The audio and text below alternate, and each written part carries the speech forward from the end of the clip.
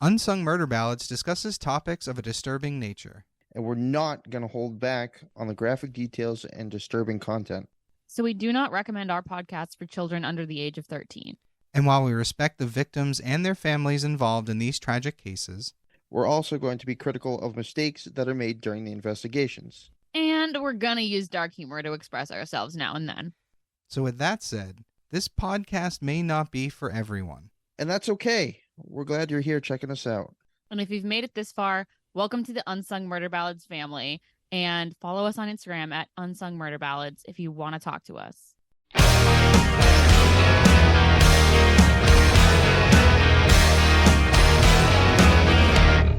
Hey everybody, welcome to Unsung Murder Ballads. This is episode 107. I am Janus Dead.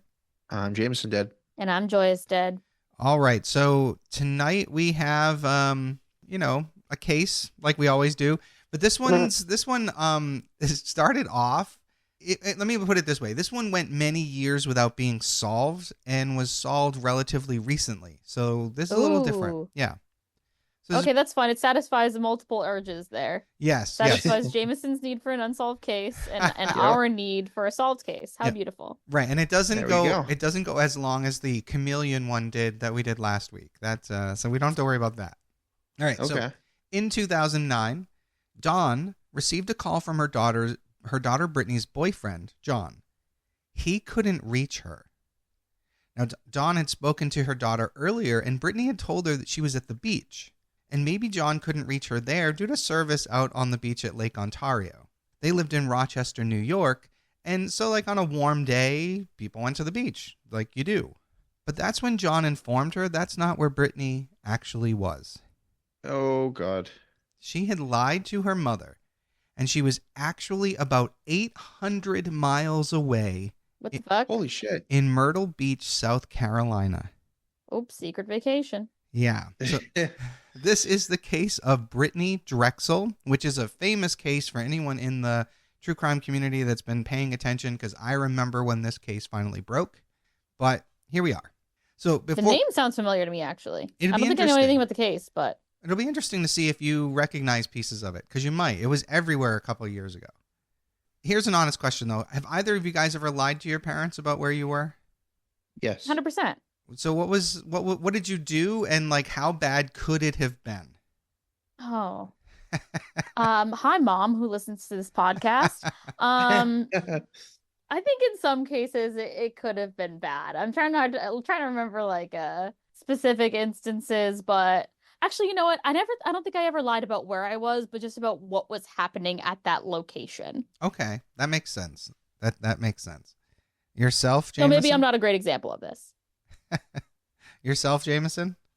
So I think it was more of not that we would get in trouble with like the law or anything, but like being stupid financially and going places and blowing money that, we really didn't have, or, shouldn't have been using, or, swore that we were going to save for something else and, just went off and were reckless. Okay. All right. I mean, personally, I ran away from home when I was 15, 16, somewhere in that ballpark. Yeah, you're always going to be the best example of this. Yeah, and which is why I didn't throw mine out there right away. But like, I mean, we had broken into a friend's parents' trailer in their backyard, and that's where we were living. We were breaking into homes. We were idiots. Yeah. So many things could have happened. And unfortunately, this case tonight is the worst case scenario for this situation. Oh, boy. Yeah. So Brittanee Drexel was born in Rochester, New York on October 7th, 1991 to John and Dawn. The two parents were teens when she was born, and they were not married. Shortly after Brittanee was born, Dawn did marry a man by the name of Chad Drexel, and he adopted Brittanee at the time. After Chad's military service had ended, the family lived in a Rochester suburb. Brittanee was born with what was called persistent hyperplastic primary vitreous in her right eye, which required several surgeries and rendered the eye blind. Now, to cover the eye's tendency to wander, she wore contact lenses that gave her a distinctive appearance. She was described as being very kind and a beautiful person inside and out. She was energetic, feisty, and a spitfire, which meant by the person who described her this way that she was little but she was mighty. Love that. Her biological father, John, came back into her life when Brittanee was about 16 years old. She was very excited to have her biological father in her life. In her late teens, she began partying and hanging out with a new group of friends, and these kids were all older than she was. It was this new group of friends, this older crowd, who, in April of 2009, invited Brittanee to take a trip to Myrtle Beach, South Carolina. Brittanee asked her mother if she could go, but her mother refused since she did not know these other teenagers and she was aware that there would be no adult accompanying them on the trip. She also said she had a premonition that something bad would happen. This led to an argument between the two of them that went on for several days, and on April 22nd, Brittanee asked if she could go to a friend's house for a day or two to calm down, and her mother agreed to that. Yeah, not the smartest plan, but who in their right mind would ever think your daughter is just going to split and go 800 miles away? Right. No, I totally would have done the same thing. It's like a good idea to let your kid cool down if they're mad. Right. Let someone talk them down when they're not going to listen to you. So that Now, day, was she a goody two-shoes kind of girl, or like... for the most part, but I mean, I think with the introduction of these older kids, she was partying a bit more. Maybe her mother wouldn't have seen this coming. Like, you know what I mean? It's tough to say. So Brittanee obviously left for South Carolina with her friends without telling her mother. And 3 days later, after she and a group had left the Bar Harbor Hotel in Myrtle Beach, Brittanee called her mother once during the day and told her that she was at the beach.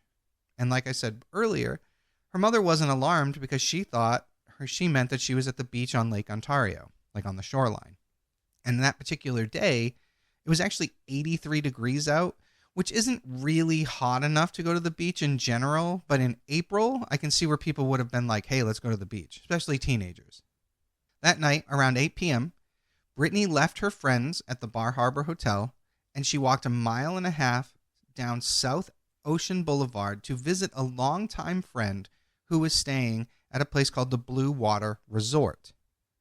Now, security cameras there show her arriving, and she was carrying a beige purse. She was wearing a black and white tank top, flip-flops, and shorts. The cameras captured her leaving at 8:45 p.m. She was texting with her boyfriend, John Greco, who had stayed back in Rochester because he had work commitments. He hadn't traveled down with her, but they had been communicating the whole time. It was around 9:15 that night that she suddenly stopped responding to his text. So John started calling her friends at Myrtle Beach to see, if they had seen her, what had happened. He's just trying to figure it out. At this point, no one's panicked. But when those efforts failed, when nobody knew where she was, John finally called Brittanee's mother, Dawn, and this is when she learned the truth about where her daughter was. So Dawn calls Chad, her husband, and then the Rochester, New York police, hoping that they could establish some kind of connection to the cops down in South Carolina. And at this point, everybody's calling and texting Brittanee, and everything goes unanswered. The Myrtle Beach police begin looking for Brittanee the following morning. That's when they locate the camera security footage of her at the Blue Water Resort, and they started interviewing her friends. The last person who had seen Brittanee before she left was her friend named Peter Brozowitz, who was 20 years old. He was a nightclub promoter that she had known from the Rochester area who happened to also be vacationing in Myrtle Beach. They had met at a local nightclub that night, and after interviewing him and the other people that he was with, they basically had no leads. But the police said they were not ruling any of them out, that at this point, everybody was a person of interest. Well, yeah, I mean, you got to look into everything. You got to hunt down all the leads and see where it goes, especially with a case with a girl this young. Right, and when she's hanging out with a group of guys at a club, that ain't right. Yeah, you should be looking into that. So police searched Brittanee's hotel room, at which point they found all the clothes that she had packed, just not her purse and her cell phone. Now the phone's network pings, like where the phone is moving, that was tracked down a path leading 50 to 60 miles south of Myrtle Beach. Oh no. Yeah, along Route 17, and it went all the way down to the Georgetown-Charleston County line. So she moved quite a bit. Yeah. That's when the pings abruptly stopped in the early morning of April 26th, the day after she disappeared. Areas near there and around Myrtle Beach where someone might dump a body, that kind of thing, were searched for over the course of 11 straight days. Dang. Unfortunately, at this point, the case goes cold. But in 2011, police searched an apartment in Georgetown County, but that efforts did not yield any more useful information, but it kind of started bringing some suspects' names to their forefront. But they hadn't gone public with any of that at this point. Her mother, Dawn, and stepfather, or father, I guess, because he adopted her, Chad, had several confrontations on television with Dr. Phil. During which, What? Yeah, they went on Dr. Phil. And I don't know if you ever watched Dr. Phil. He's kind of aggressive and stupid. Yeah. So they had confrontations, and Chad expressed his own frustration because apparently they were being accused of at least being bad parents. And he just felt it was all of this was damaging like their reputation. Yeah, Right, it's wait, like hold mean on. when you're already missing your child. Like, it sucks to be crucified in the public eye too. Exactly. I mean, and you can almost see where people's argument would come from. Like, how did you not know your daughter? Like, she went 3 days without realizing your daughter was in a different state. You know what I mean? But if you're the type of parent where you're like your kid is good and you think they're at a friend's house for 3 days and they were probably texting, so it's not like you'd think she's dead. Right. So I can kind of see both sides. I completely disagree with the fact that, people are blaming them for being bad parents. I mean, then that's why I asked if she was a goody two shoes. You're not going to assume that your child is doing anything if they've never done that before. Right. And no, and 100%. Because like we established earlier, you two were good enough that your parents probably didn't question where you went. Where 100%. Every time I walked out the door, I got questioned. Right. And to be Not fair, that it mattered. Right, I was going to say, tell the truth. to be fair, when my parents or grandmother said, "Where are you going?" my answer was out. That's because I was a dick. True. Thanks for agreeing with me. All right, so Dawn, her mother, who had driven to Myrtle Beach the day after Brittanee disappeared, eventually relocated there permanently to be close to where Brittanee was last seen and to be better informed of the progress in the investigation. In 2014, a newspaper article came out for the case's 5th anniversary, and Dawn expressed her theory that she believed that Brittanee had gone there because she had been promised something of interest, like a modeling job or something like that. Interesting. Dawn believed that her daughter may have been trafficked, but the Myrtle Beach police did not believe that was a strong possibility due to their claims of little to no trafficking taking place in their jurisdiction. However, a report that came out years later, conducted by the South Carolina Human Trafficking Task Force, rated that county as the #1 county in South Carolina for reported human trafficking victims. Oh, shit. Yeah, so there's that. In June of 2016, she's already been gone 7 years at this point, the FBI held a news conference during which they stated that they believed that Brittanee had been murdered shortly after her disappearance. They believed that she had been abducted from Myrtle Beach and taken somewhere in the vicinity of Georgetown, where her cell phone pings had ended, before being killed there. The FBI put up a reward of $25,000 for information leading to the resolution of this case. Now, going back a little bit here, in June of 2010, Brittanee's classmates remembered her at their graduation ceremony. Their high school gave an honorary diploma to her and invited her family to the graduation. School officials said it was the first honorary diploma issued by the Gates Chili High School in their history. Oh, that's so sad. So now let's talk suspects. In 2010, so months after the graduation ceremony, a 37-year-old man named Timothy Sean Taylor was arrested and accused of trying to kidnap a 20-year-old woman in Myrtle Beach. The woman claimed 2 men jumped out of a van and tried to abduct her. She said Good for her for getting away. I'm so glad she did. Yes, she said she elbowed one of the men in the face and was able to escape. Wow.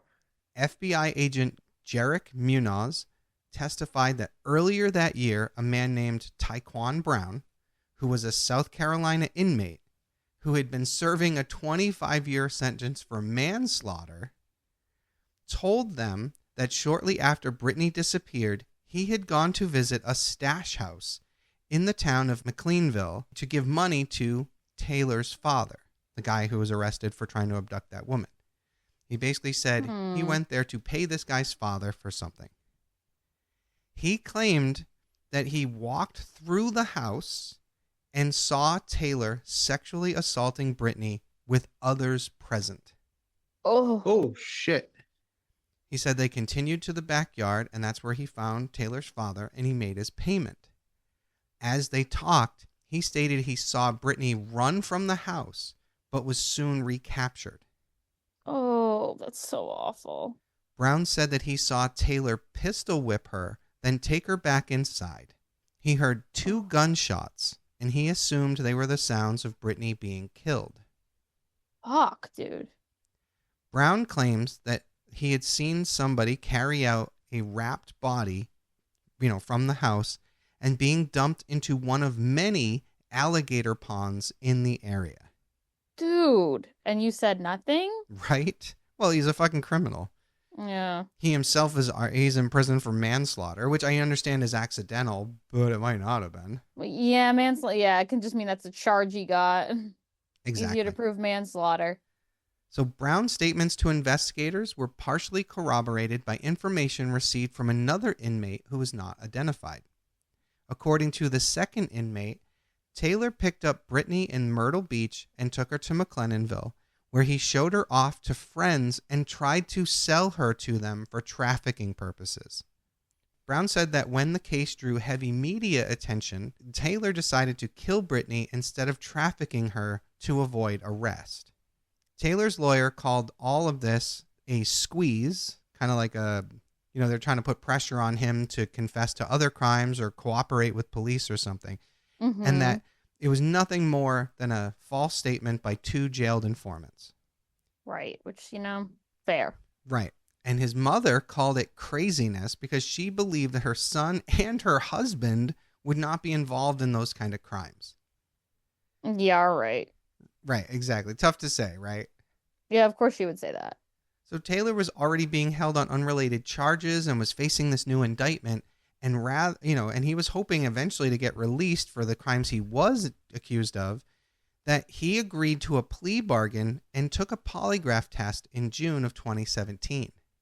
Some of the answers to the polygraph were labeled deceptive by the FBI.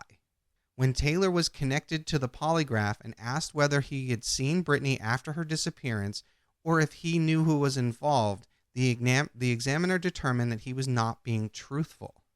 But I just like polygraphs because, number one, they're not admissible in court, and number two, can be easily manipulated. Exactly. If you're just super nervous, you're going to come off as deceptive. Right. And if you're getting asked questions like that, of course you're going to be nervous. Right. He already knows that they're trying to put him on the hook for this. So I agree with you. Polygraphs are not admissible for that reason. So, but it's part of what we're doing tonight. So after reviewing the results with his lawyer, the examiner attempted to continue questioning Taylor, but he was too angry to do it. Because they didn't have enough to charge him with in terms of Brittanee's murder and disappearance, they basically took the pressure off. They left him alone for a little while. Now, I'm going to move forward because Taylor's not involved. Yeah, after all that, he's not involved. What the hell? Yeah. Go figure. Now, Taylor later filed a lawsuit against the FBI in March of 2024 for all the bullshit they did to him. Yeah. Yeah, I mean, they're getting fucking harassed about something you had nothing to do with. Yeah. Right? So now one of the inmates, one of the people that, basically tried to say what he, claims what he saw, he continues. So in February of 2019, this guy Brown gave a telephone interview to a Rochester news station from prison where he was incarcerated, where he said he actually saw Brittanee 4 different times after her disappearance. Yeah, bullshit. Well, we know this guy's a fucking liar. Exactly. Unless he's just now giving good information. Because it's hard to know. Was he up for parole? Aren't they always? Asking the important questions. So in addition to the first encounter, Brown said that he had seen her again a month later, and it was at that time that she was killed. He claimed that he maintains he saw her being sexually assaulted by he said this time by a group of people, between 8 to 12 young men, at that stash house. Oh my God, what the fuck? Yeah, at that stash house. And that was 2 days after she had disappeared. He said he didn't recognize her at the time, but realized who she was a month later after the publicity of her disappearance became widespread.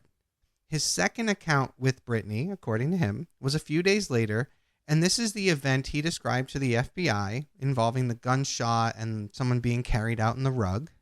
He then claims he saw her a third time 5 days after that, and it was down a lightly traveled road near his cousin's house in Jacksonboro, which was 80 miles south of the first place he claims he saw her.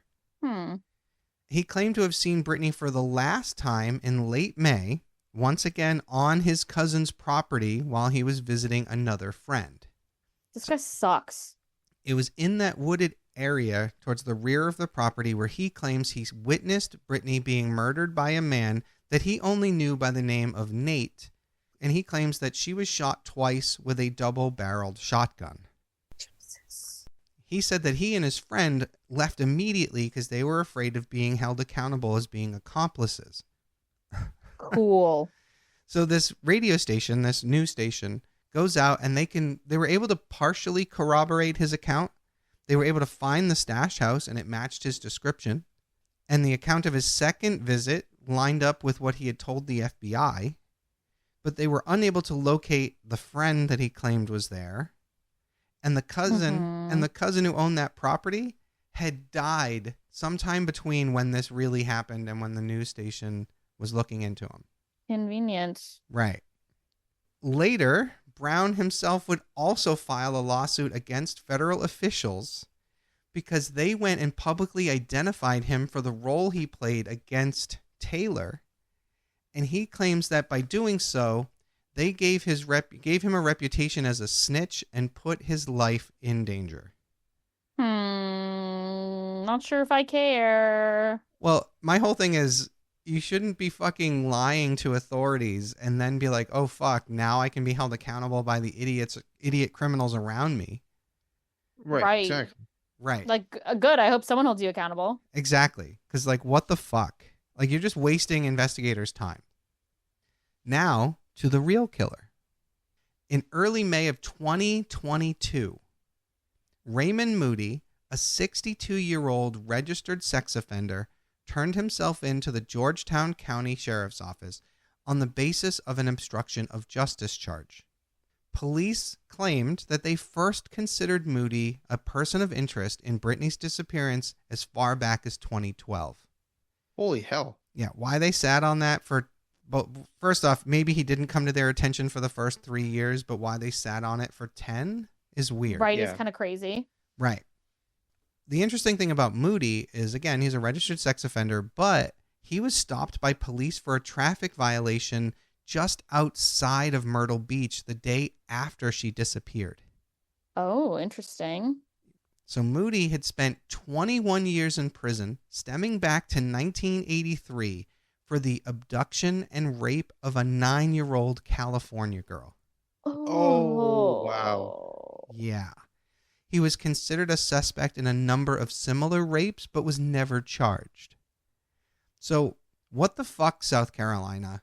Like, Yeah, do your job. You have a suspect who's a sex offender. What the fuck? Yeah, and you're not- multiple times you suspect him of raping somebody, and you really aren't doing your job going after him. Yeah, that really sucks. Because he should be number one on your list. Had he been off the streets from any one of those, Brittanee might still be alive. Yeah. Yeah. So Moody, at the time, was living an hour from Myrtle Beach at a hotel in Georgetown, South Carolina, which, again, wasn't that far from where she was last seen. Authorities interviewed his girlfriend, Angel Voss, after discovering a police recording where she was documented on tape talking with a friend saying that she was responsible for Brittanee's death. What? Yeah. investigators could not corroborate her claim, but saw an opportunity to try to get Moody. So, because they suspected him the whole time. So during an interview with Voss, she claimed that she had been drinking that night, the night that everything was recorded, with her friend, and her friend kept asking about Moody. So she was lying and just trying to take the attention off of him. That's what she said. Yeah, That's how that recording came about. Sure. I guess I can see it in some universe. Yeah, in some loser universe, exactly. Yes. Not this one. Trying to make an excuse for your loser boyfriend. We've all done it. Yeah, maybe. Yeah. Not that much of a loser, but we've all. Yeah, I gotcha. So according to the authorities, they believed Moody kidnapped Brittanee as she walked alone along Myrtle Beach Strip. Thanks to advances in cell phone technology, starting in 2019, they were able to go back and track Brittanee's cell phone better, showing that she went from a walking speed on the strip to traveling in a vehicle, ending up in the Georgetown County area. Wait, that's kind of crazy. Yeah, they were able to figure out how fast her phone was traveling down the road and at which point she was picked up in a car. Based on data that the phone was keeping at the time. That's really cool. That is really cool. So the case came to a head in April of 2022 when Moody's girlfriend finally agreed to help the FBI, and she wore a wire to talk to Moody about what happened to Brittanee. Moody confessed to the crime and provided the location of her remains. Damn. He told authorities that he and Voss were driving in Myrtle Beach when they saw Brittanee and asked her to party with them. He said that she got into the car voluntarily, which her family disputes, which I don't think she would have gotten in there willingly anyway.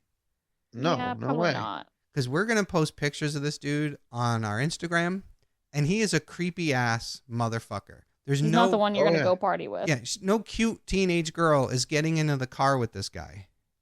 This is not going to happen unless she's already so fucked up she doesn't know what she's doing. Right, which I don't think. Which, yeah, there's video footage of her leaving a hotel that didn't strike me as all that intoxicated. Right. So he said he drove Voss, his girlfriend, and Brittanee to a campsite in Georgetown County where they smoked marijuana. Then So much for a party. Right. Then Voss left for some reason, and Moody said that he wanted to have sex with Brittanee, and when she refused, he raped her.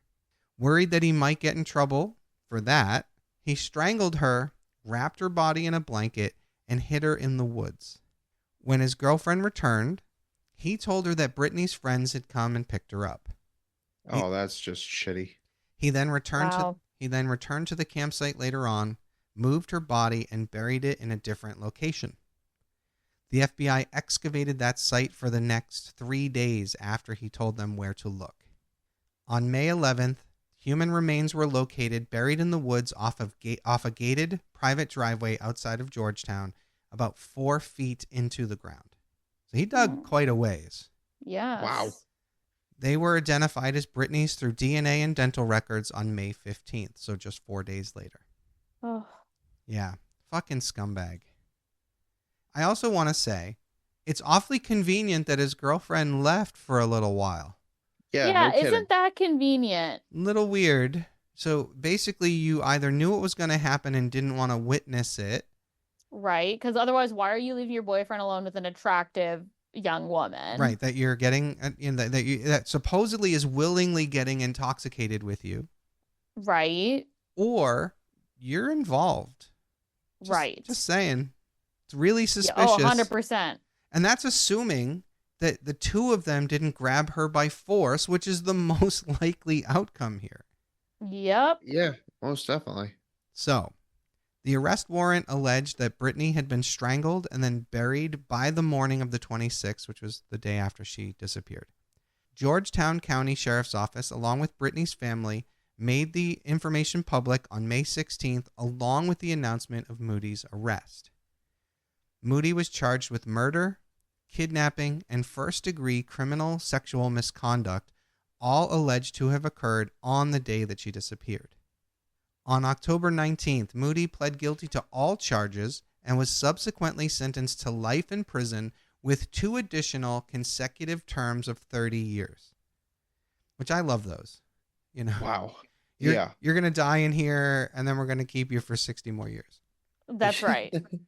Voss was not charged in connection with Brittanee's disappearance. What the fuck? Most likely due to her wearing that wire to help him get caught. Yeah, but that that's makes sense. cheap. Yeah, it sucks. Yeah, like that should have been in exchange for a reduced sentence for her, not nothing. Exactly. So, But it's good that because if she hadn't said anything, like yeah, they wouldn't have been able to find her remains, and like her family would have never really known. So I guess. And he probably wouldn't have confessed to it so readily, you know. Mm-hmm. So at a memorial for Brittanee in 2022, Dawn Drexel, her mother, recognized the FBI team that cracked the case and presented them with a pendant. In the pendant was a picture of Brittanee on one side, and on the other side was a message that says, "Thank you for finding me." Oh, that's so sad. Wow. Yeah, it's powerful. Yeah.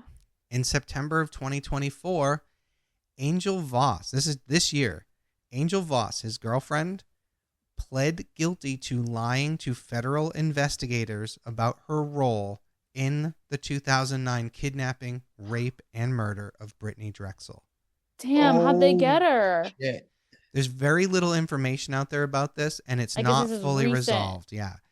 She faces a maximum penalty of 24 years in prison and up to $250,000 restitution, as well as 3 years of supervision to follow the term of imprisonment. But like I said, as of right now, there's no more information. We're going to have to wait until her sentencing to see what they release. Right, and they also need to figure out, like, well, if they're charging her for lying, they need to charge her for whatever crime it is she actually did, right? That would be my assumption, but like or I is that said, double jeopardy? I don't really know how that works. she wasn't charged with the crime the first time, so it wouldn't be double jeopardy. True. Yeah. Crazy. True. And that's where everything stands right now, but that's the case of Brittanee Drexel, which is incredibly tragic. Incredibly Yeah. tragic, disgusting man. I hope that woman gets her due. I agree. And I'm going to go one step further.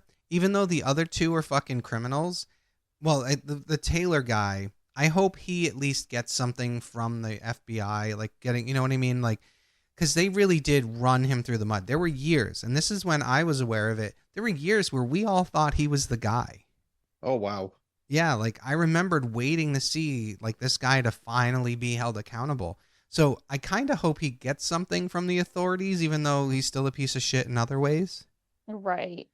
I don't know. Because, like, you know, I don't want someone to be punished for something that's not proven. Correct.